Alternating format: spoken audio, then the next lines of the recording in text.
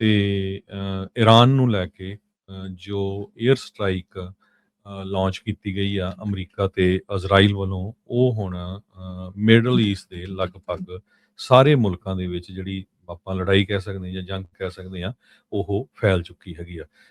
14 countries ਇਸ time ਇਹਦੇ ਵਿੱਚ ਇਨਵੋਲਵ ਹੋ ਗਏ ਆ। ਲੇਟੈਸਟ ਅਜ਼ਰਬਾਈਜਾਨ, ਜਿੱਥੇ ਈਰਾਨ ਵਾਲਿਆਂ ਨੇ ਡਰੋਨਸ ਦੇ ਨਾਲ ਅਟੈਕ ਕੀਤਾ ਹੈਗਾ, ਹਾਲਾਂਕਿ ਟਹਿਰਾਨ ਨੇ ਇਹਨੂੰ ਡਿਨਾਈ ਕੀਤਾ ਹੈਗਾ।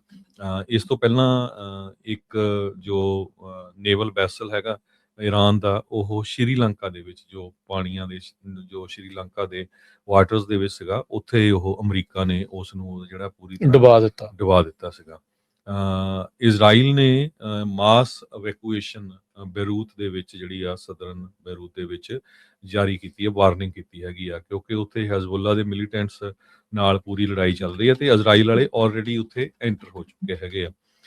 ਸੋ ਫਾਰ ਇਸ ਲੜਾਈ ਦੇ ਵਿੱਚ 1230 ਲੋਕ ਈਰਾਨ ਦੇ ਵਿੱਚ ਮਾਰੇ ਜਾ ਚੁੱਕੇ ਆ, 70 ਲੈਬਨਾਨ ਦੇ ਵਿੱਚ, ਦਰਜਨ ਦੇ ਕਰੀਬ ਇਜ਼ਰਾਈਲ ਦੇ ਵਿੱਚ ਤੇ 6 ਅਮਰੀਕਨ ਫੌਜੀ ਜੋ ਆ ਉਹ ਮਾਰੇ ਜਾ ਚੁੱਕੇ ਹੈਗੇ ਆ। ਤੇ ਈਰਾਨ ਦਾ ਸੁਪਰੀਮ ਲੀਡਰ ਆਇਤੁੱਲਾ ਅਲੀ ਖਮੇਨੀ ਤੇ ਉਹਦੇ ਨਾਲ ਹੋਰ ਕਈ ਜਨਰਲਸ, ਉਹਨਾਂ ਦਾ ਡਿਫੈਂਸ ਮਿਨਿਸਟਰ, ਉਹ ਮਾਰੇ ਜਾ ਚੁੱਕੇ ਹੈਗੇ ਆ।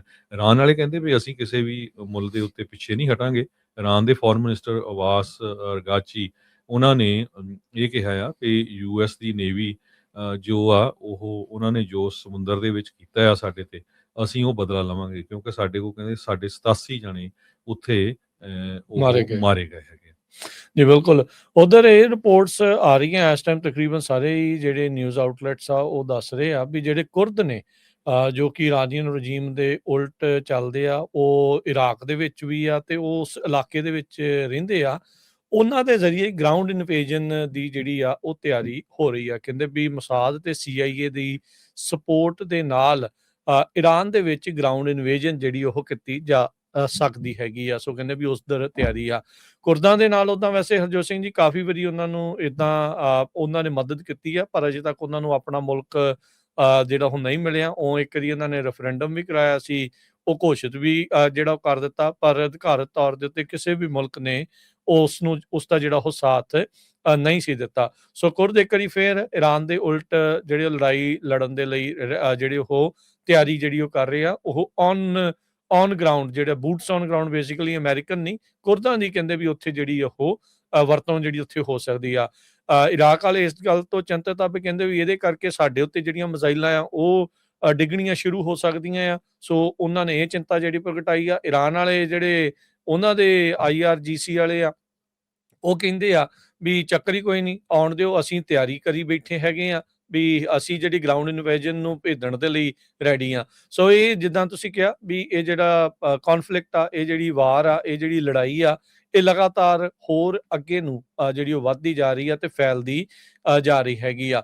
ਉਧਰ ਇਹ ਵੀ ਪਤਾ ਲੱਗ ਰਿਹਾ ਵੀ ਯੂਰਪੀਅਨ ਮੁਲਕ ਵੀ ਇਸ ਹੁਣ ਕਹਿ ਲਓ ਵੀ ਲੜਾਈ ਦੇ ਵਿੱਚ ਹੌਲੀ ਹੌਲੀ ਸ਼ਾਮਲ ਹੋਣੇ ਸ਼ੁਰੂ ਹੋ ਚੁੱਕੇ ਆ।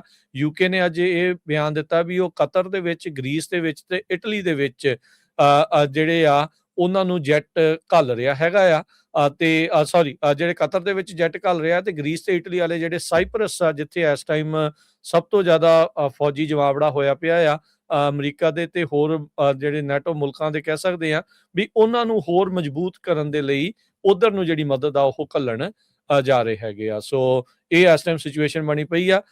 ਕੱਲ ਆਪਾਂ ਦੱਸ ਰਹੇ ਸੀ ਵੀ 17,500 ਲੋਕਾਂ ਨੇ ਕੁਛ ਹੀ ਦਿਨਾਂ ਦੇ ਵਿੱਚ ਮਿਡਲ ਈਸਟ ਨੂੰ ਅਮਰੀਕਨ ਸਿਟੀਜ਼ਨਸ ਨੇ ਛੱਡ ਕੇ ਵਾਪਸੀ ਜਿਹੜੀ ਉਹ ਕੀਤੀ ਹੈ, ਤੇ ਅਜੇ ਵੀ ਕਈ ਸੈਂਕੜੇ ਤੋਂ ਹਜ਼ਾਰਾਂ ਅਮਰੀਕਨ ਸਿਟੀਜ਼ਨ ਆ ਉਹ ਉੱਥੇ ਫਸੇ ਪਏ ਆ। ਸੋ ਦੇਖਦੇ ਆ ਵੀ ਅੱਗੇ ਕੀ ਜਿਹੜਾ ਉਹ ਹੁੰਦਾ ਆ। ਟਰੰਪ ਉਹਨਾਂ ਨੇ ਕਿਹਾ ਵੀ ਜਿਹੜਾ ਖਾਮੇਨਾਈ ਦਾ ਮੁੰਡਾ ਆ ਉਸ ਨੂੰ ਜਿਹੜਾ ਉਹ ਸੁਪਰੀਮ ਲੀਡਰ ਚੁਣਨ ਦੀ ਤਿਆਰੀ ਹੋ ਰਹੀ ਹੈ। ਕਹਿੰਦੇ ਵੀ ਉਹਨੂੰ ਇਨਵੋਲਵ ਕਰਨਾ ਚਾਹੀਦਾ ਟਰੰਪ ਨੂੰ। ਟਰੰਪ ਕਹਿੰਦੇ ਵੀ ਮੈਨੂੰ ਇਨਵੋਲਵ ਕਰੋ ਸਿਲੈਕਟ ਕਰਨ ਦੇ ਲਈ ਵੀ ਈਰਾਨ ਦਾ ਨਵਾਂ ਲੀਡਰ ਜਿਹੜਾ ਉਹ ਕੌਣ ਹੋਊਗਾ, ਤੇ ਜਿਹੜਾ ਖਾਮੇਨਾਈ ਦਾ ਮੁੰਡਾ ਹੈ ਕਹਿੰਦੇ ਵੀ ਉਹ ਅਨਅਸੈਪਟੇਬਲ ਆ। ਸੋ ਹੁਣ ਇਹਦੇ ਨਾਲ ਤਾਂ ਹਰਜੋਤ ਸਿੰਘ ਜੀ ਇਹ ਮੰਨਿਆ ਜਾ ਰਿਹਾ ਵੀ ਜਿਹੜਾ ਖਾਮੇਨਾਈ ਦਾ ਮੁੰਡਾ ਉਹ ਹੋਰ ਵੀ ਜ਼ਿਆਦਾ ਹਾਰਡਲਾਈਨਰ ਆ, ਇਵੈਂਚੁਅਲੀ ਬਣ ਹੀ ਜਾਣਾ ਆ। ਜਦੋਂ ਉਹਨਾਂ ਦੇ ਪਿਓ ਨੂੰ ਉਹਨਾਂ ਦੇ ਮੁਲਕ ਦੇ ਉੱਤੇ ਅੰਨ੍ਹੇਵਾਹ ਬੰਬਾਰਡਮੈਂਟ ਕਰਨੀ ਆ ਤਾਂ ਉਸ ਤਰੀਕੇ ਦੇ ਨਾਲ। ਸੋ ਇਹ ਹੁਣ ਦੇਖਣਾ ਵੀ ਅੱਗੇ ਕੀ ਬਣਦਾ। ਬਹਿਰੀਨ ਨੇ ਕਿਹਾ ਆ ਵੀ ਈਰਾਨ ਦੀ ਜਿਹੜੀ ਮਿਜ਼ਾਈਲ ਆ ਉਹਨਾਂ ਦੀ ਇੱਕ ਆਇਲ ਰਿਫਾਈਨਰੀ ਦੇ ਉੱਤੇ ਆਣ ਕੇ ਡਿੱਗੀ ਆ।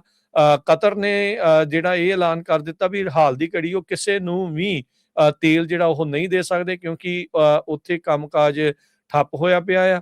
ਉਧਰ ਨਾਲ ਦੇ ਨਾਲ ਇਰਾਕ ਨੇ ਵੀ ਤੇਲ ਕੱਢਣਾ ਕਹਿੰਦੇ ਵੀ ਘਟਾ ਦਿੱਤਾ ਆ, ਜਿੱਥੇ 2 ਮਿਲੀਅਨ ਬੈਰਲ ਰੋਜ਼ਾਨਾ ਕੱਢੇ ਜਾਂਦੇ ਸੀਗੇ, ਕਹਿੰਦੇ ਵੀ ਹੁਣ ਸਟੇਟ ਆਫ ਹਾਰਮੁਜ਼ ਦੇ ਥਾਣੀ ਤੇਲ ਜਾਂਦਾ ਨਹੀਂ ਆ। ਇਹਦੇ ਕਰਕੇ ਜਿਹੜੀ ਸਿਚੁਏਸ਼ਨ ਉਹਨਾਂ ਨੂੰ ਤੇਲ ਰੱਖਣਾ ਕਿੱਥੇ ਆ ਤੇ ਕੱਢਣਾ ਕਿੱਥੇ ਆ, ਉਹ ਘਟਾਉਣਾ ਜਿਹੜਾ ਉਹ ਪੈ ਰਿਹਾ ਆ।